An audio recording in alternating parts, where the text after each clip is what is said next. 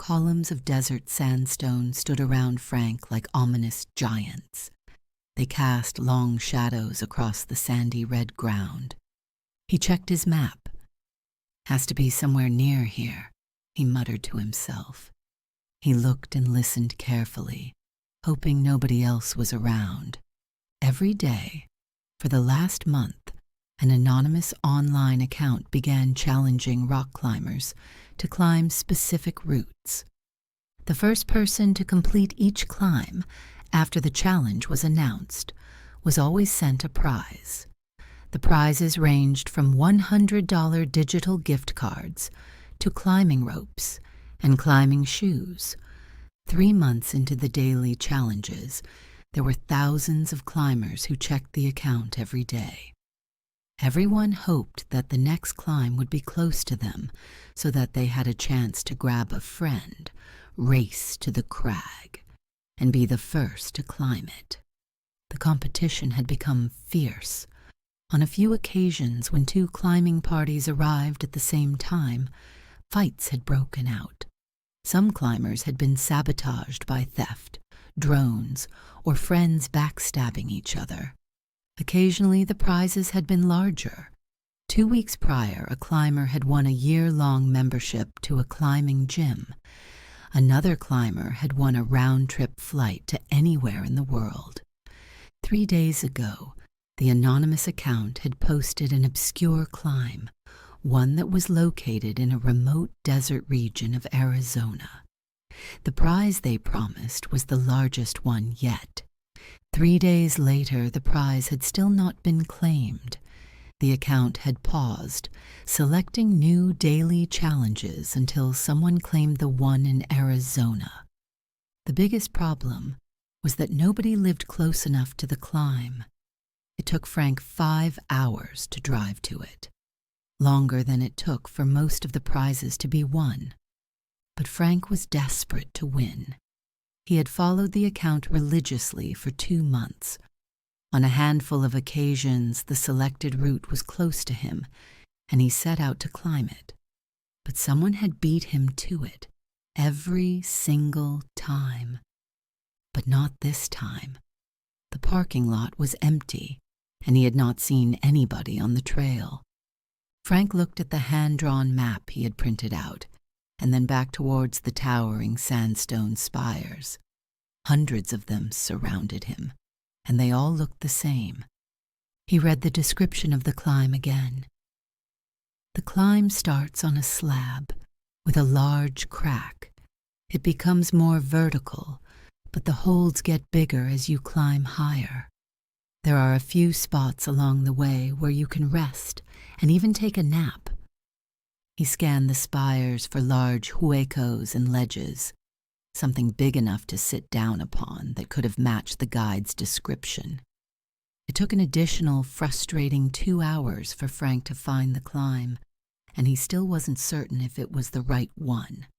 He needed video evidence of the climb, and so he set up his tripod and camera at an appropriate distance.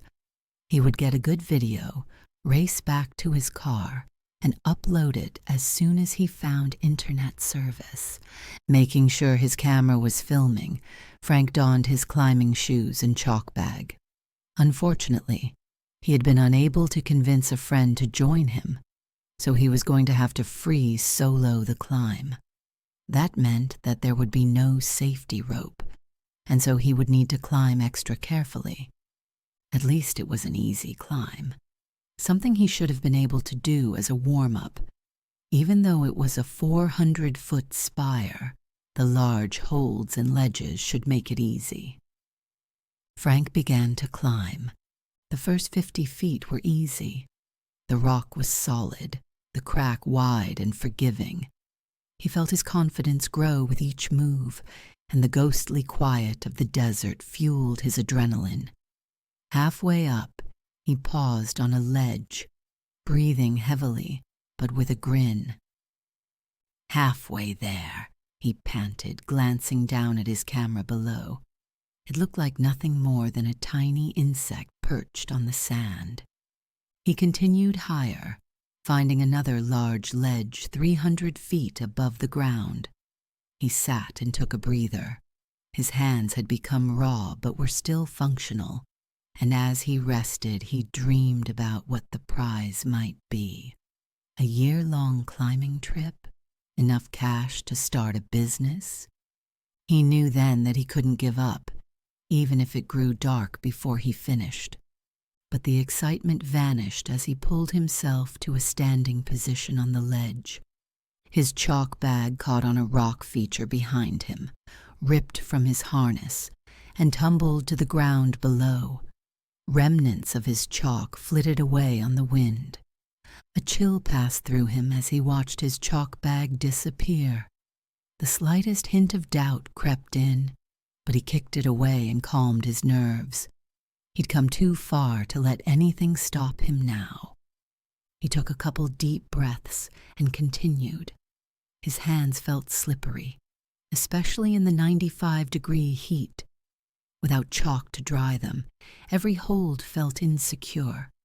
He let his years of climbing experience take over, moving with precision and control from one handhold to the next. Mentally, he blocked out any nagging thoughts of doubt. Before he knew it, he pulled over the lip at the top and lay on the ground, excited and relieved. But when he looked up, he recoiled in surprise. A group of 10 people sat in a circle at the center of the spire. They turned towards him, but did not say anything. When he tiptoed a bit closer, he realized that they were, for the most part, haggard and gaunt. What had happened to them? They sat stiffly, with empty eyes sunk deep in their skulls. Their clothing was dirty and threadbare. They all stared at him with a ghastly half-awareness. Who are you?" Frank stammered. They didn't answer, just continued to stare through him as though he weren't real. His excitement turned to dread. He had expected to be alone. No cars were at the parking lot. He hadn't seen even a single bike or tent. One climber would have been strange enough, but 10? "Look," he said, trying again. "I don't know what's going on here, but I won the prize, right?" A man stood slowly and began to speak as if the words were foreign and strange on his tongue. "It isn't what you think." "What?" Frank asked. "The prize," he said. His voice was hollow. "Yeah, you won it. Happy now? Can you at least tell me what it is?" "A lifetime of climbing. Congratulations," the strange man responded. "What do you mean?" asked Frank. "You'll see." "Great. Do any of you have some extra chalk? Mine fell and I would really like to start descending before it gets too dark." Frank wanted to leave as soon as possible. The most haggard-looking man spoke up. "Yeah, here you go. Good luck to you now. Ha! See you soon." Frank took the chalk bag and tied it around his waist. He stretched his arms, making sure they were ready to descend. They felt fine, and so he quickly moved back to the ledge and began the descent. Using the chalk, the handholds felt great, and he reached the ground within 45 minutes. He went to grab his phone, but it was missing. Looking around, the landscape appeared to be different. He hadn't been paying enough attention. He had left his map by his phone, and without it, he didn't know what direction to go. He walked through the sandstone spires, but found himself to be absolutely lost. Frank shivered as the thought of being lost in the desert pushed his mind to a breaking point. Try as he might, he seemed to be walking in circles. The sandy paths and towering formations mocked him with their identical faces. The sky tinged orange and red as the sun sank lower. As the darkness became more complete, he found shelter beneath an overhanging sandstone formation. Starving and dehydrated, sleep never came, not to mention the brutal cold that he futilely tried to ignore. When morning came, he wearily renewed his search for the trail back to his car, but was unable to find even a single footprint. from yesterday's tribulations. Perhaps if he climbed one of the spires again, he would gain enough of a vantage point to find his way out. He searched until he found another one that seemed easy enough to climb, then rested until he felt like he had enough energy to climb it. The climb itself was even easier than the first, but as he pulled himself up the last few feet, he yelled in shock. There was another group of people huddled at the center of this spire, too. "What is everyone doing here?" he exclaimed. Nobody spoke until he walked up to them and joined the circle. "All right, you seem new here," came a weak voice from the other side of the circle. "We are here to stay warm at night. During the day, we climb down, scavenge for whatever food we can find, and then climb back up to stay warm. That's what everyone does. That's what we have always done." "But why? I'm trying to leave. I don't want to be here any longer." Everyone in the circle laughed. "And how do you propose we leave?" "Nobody leaves this desert. There is no such way," the man explained. "There has to be. I'm just lost. I can't be too far away from the trail." "Listen to him," another man spoke up. Still believing in trails, he probably still believes in maps, GPS, and rescue teams, too. "Why wouldn't I? All of those are legitimate things. If you want to hold out hope for a map or a rescuer, be my guest. But if you want to survive, listen to me now."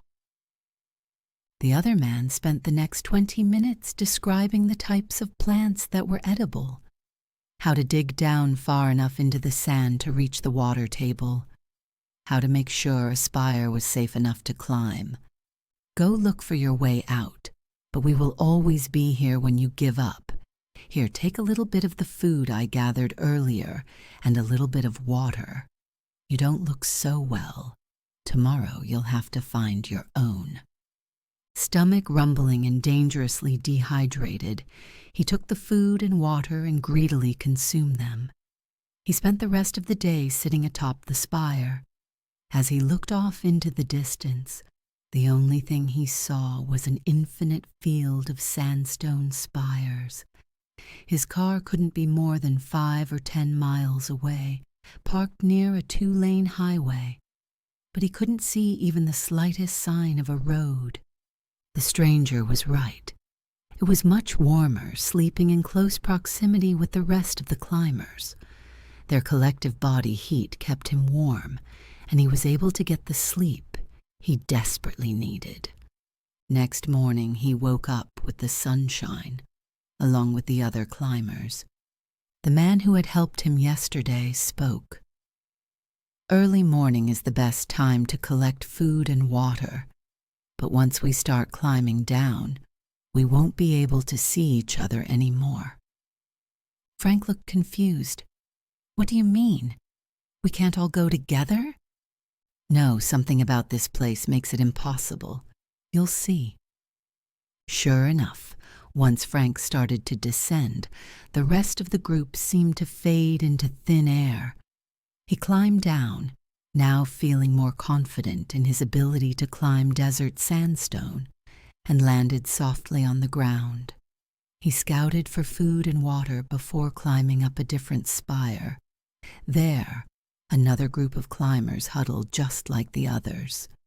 Time passed in a blur of desperation, climbing, scavenging, sleeping, spire after spire, day after day. His hands became raw, but he couldn't afford to take a rest day. His skin baked under the relentless sun, and he learned to wear his shirt over his head and stick to shade as much as possible. He joined circle after circle, meeting climbers who all had the same hopeless resignation. Weeks went by. Like them, he resigned himself to the daily repetition. New climbers seemed to come and go. Occasionally he would see familiar people again on a different spire. Every so often a new climber would show up, just as confused and scared as he had been on his first day. Normally, he kept his head down, not wishing to dash the newcomer's hope of finding an escape. And then it happened. He heard somebody grunting while climbing the last 50 feet up the spire. He pulled over the lip and collapsed to the ground in relief. The man, who still looked so naive and fresh, looked up and shrieked as he saw everyone sitting in a circle. But he recognized that man. No, it couldn't be. That man was himself, like a mirror image. He sat there, slack-jawed, as the new Frank absorbed the group's presence. The fresh version of himself was dressed in an unstained climbing outfit and looked exactly like he had during his first couple of days. "What is everyone doing here?" the new Frank exclaimed. Nobody spoke until he walked up and joined the circle. "All right, you seem new here," came a weak voice from the man who sat next to him. "We are here to stay warm at night. During the day, we climb down, scavenge for whatever food we can find, and then climb back up to stay warm. That's what everyone does. That's what we have always done." New Frank's lips trembled as he shouted back, "But why? I'm trying to leave. I don't want to be here any longer." Everyone in the circle laughed. Frank sat frozen, staring at his own terrified face as the words repeated themselves, like a broken loop. His face must have looked terrified too, because he turned to face the man sitting next to him, and realized a likeness in him too. It was another version of himself too, just much older, more weathered, or both. A few hours later, he tapped the older version of himself on the shoulder. "Hey, I'm really confused. Can you tell me what is happening?" He responded, "I know exactly what you are thinking. It's exactly what you think it is. Look around. Half of the people here are just different versions of us." "But I don't understand. How did this happen?" "There is no answer. Stop looking for one. Just be happy that the more versions of yourself you meet, the longer we survive out here. And don't worry too much. We got ourselves covered. I always bring some extra food and water to give to the younger versions of ourselves. I encourage you to do the same. Keeps us alive longer." Frank saw the wisdom in the words spoken by the older version of himself, and promised to start doing the same. Every day, and on each new spire, he carefully looked around to see how many different versions of himself were there. It was typical for at least half of the group to be him. He stayed quiet. After all, he knew exactly what all of the younger versions of himself were thinking. What was the point in talking? The other versions of himself were just as happy to stay silent. Month after month passed, then year after year. At various points he found himself playing the role of all the different copies of himself. He felt his face and realized he had quickly transformed into the older, more wizened version of himself. Eventually, he was the only one giving little tidbits of advice to his younger selves. But an air of melancholy slowly enveloped Frank. Why were there no older versions of himself anymore? He didn't want to think through the potential implications. Instead, he promised to himself to be as careful as possible when he climbed, to double-check all his handholds and footholds. He longed for the life he lost to the desert. He wished, more than ever before, that he would find a way to escape. He even promised the desert that if he ever found his way back to his normal life, he would ensure that he would find another climber to replace himself amongst the spires. And then a miracle happened, or two, in fact. That day, Frank rediscovered his long-lost chalk bag on the ground and carried it with him up the spire. He knew it was the day that the youngest version of himself would need it. The second miracle occurred the following day, when upon climbing down from the spire, he saw footprints in the sand.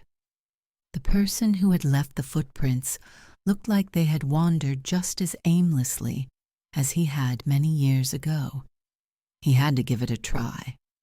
He followed the footsteps backwards as they wove in, out, and around the labyrinthine desert spires. Hours went by, and without the footprints leading him, he would have stopped and climbed back up a spire long before it began to get dark. But this was perhaps his only chance of escape. He had to keep going. He turned around a particularly large spire. Running now, with renewed desperation and hope of finding a way out, he kicked something. "Ouch!" he exclaimed, then gasped. He looked down and saw his camera and tripod. What? How? Okay, no questioning it, he muttered to himself. Just keep going. He picked up his belongings and continued following the footsteps backwards. To his enormous surprise and delight, he heard the sound of a car engine on the highway, and as he got closer, saw that a car was parked alongside it, in the familiar small parking lot. It was his car. He grabbed the key he had left underneath a wheel and unlocked the door. He said a silent prayer, tried the ignition, and celebrated as it turned on. 2 weeks later, Frank was still readjusting to his time in the desert. He hadn't spoken to anyone about his encounter. He resorted to staying in a hotel. Curiosity eventually got the better of him, and he searched for more information about the mysterious desert spire climb. No information whatsoever. Odd, considering that he remembered reading a fairly good description of the area and had even found a map of it years ago. But try as he might, he could not find any information. He decided to remedy the situation and made an account on a popular rock climbing website. He entered some basic information about the climb and even uploaded a crude map of how to get there, or at least to the rough area where he had rediscovered his camera and tripod. Mission complete. Well, except for one thing. On the night before he found the footprints that led him out of the desert, he had promised the desert that he would find someone to replace himself. He didn't want to tempt fate and go back on his word, so he spent the rest of the day brainstorming. The only thing that seemed fair was to find someone else that was just as adventurous and brazen as himself. Someone who would travel hours to a remote location in the hopes of winning a prize. He tried to look up the old online account that awarded prizes to people who raced to complete climbs. The account was gone. He decided to make an account on the same platform. For fun, he tried to sign up under the same username as the original account that had given away prizes. Surprisingly, it was available, and he took it. But how was he going to convince a random stranger to journey all the way out into the desert in search of a prize? What prizes did he even have to give? He still had a little bit of money in his bank, and presumably a large stash of climbing gear back at his house. That's exactly what he would do. He would begin by anonymously giving away a bunch of his own stuff to people who climbed easily accessible climbs. After a while of doing that, he would give away a couple bigger prizes, and then as soon as his daily competition gained enough traction, he would hint at a much larger prize, but only for the first person to climb the remote desert spire. It was a perfect plan. It had to work. After all, he only had to trick himself, and he knew exactly how to do that.